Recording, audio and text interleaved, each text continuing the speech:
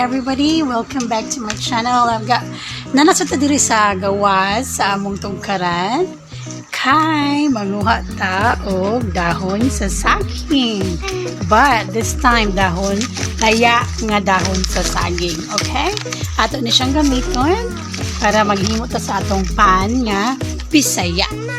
I'm sure dugay na kayo ta wala ka tilaog pan nga Bisaya, no? Daghan siyang nangita sa pan nga Bisaya. Sa unang panahon, murag daghan pa kay maghimo ana, but these days seldom na lang kayo. So this time maghimo tag pan nga Bisaya. And I'll be needing my dahon sa saging na laya. Okay, dyan na.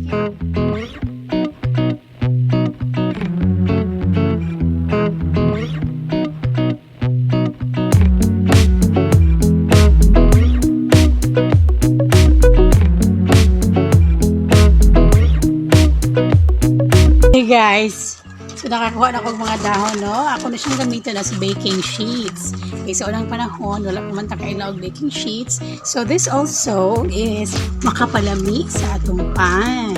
Okay, humot kayo ni siya. Sama na nagmagplansya tag using uling. Plansya nga uling. Then butangan mo na ito siya dahon. Humot kaayo, di ba? So mo na siya ang atong pan nga Bisaya. Mo na itong gamitin as baking sheets. Haron, ang makasamot siya og humot o makaduwang og lamig sa atong pan nga Bisaya. Okay?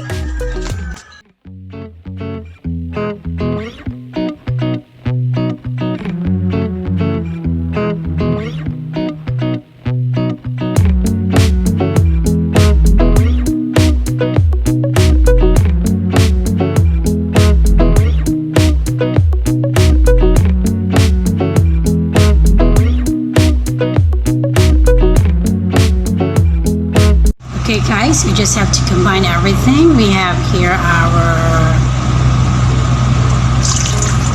1 cup and 1/8 cups of lukewarm water. We have our 1/4 cup of oil.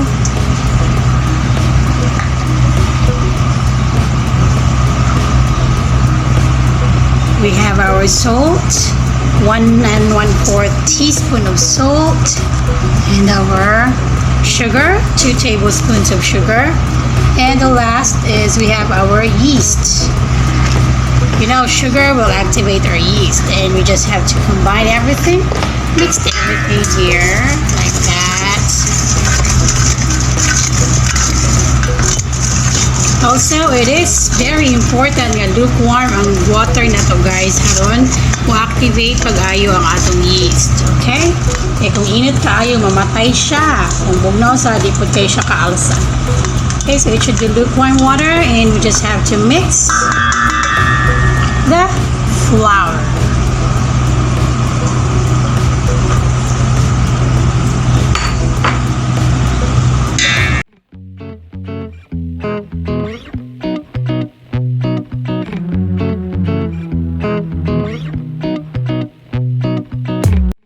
So we just have to dust our surface with flour like this and put in our mixture, our dough.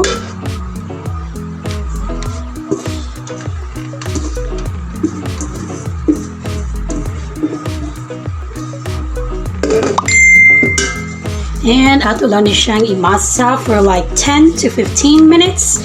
The secret to have a very nice and soft dough is to knead it for 15 minutes the most. Okay? Just continue kneading it like this.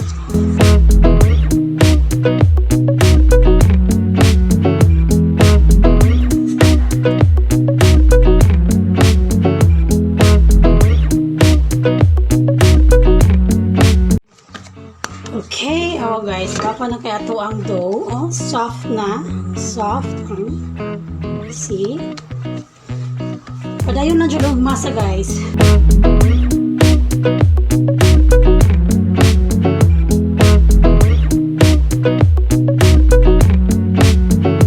So, we'll put some oil in here. Itong giputangan na ito ganina. Just a little bit.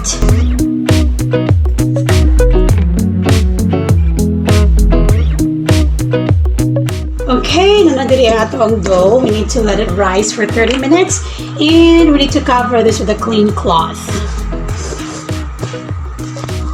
Okay, wait for 30 minutes to come and let's check it back later.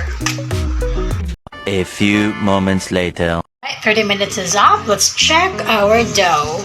If it rises, see, our dough doubles in size.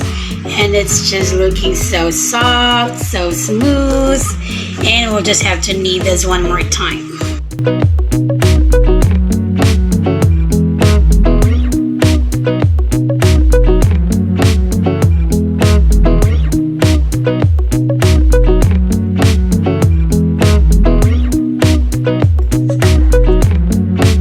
Okay, so there you go. There's bacon. Not yet. What? We just need to let this sit for another 30 minutes. Cover this so this will rise again. Okay? See you later. A few moments later. Okay guys, it's been 30 minutes. And let's check. Alright, there you go. This looks so big now. And this is ready for our oven. Our oven is already preheated to 180 degrees.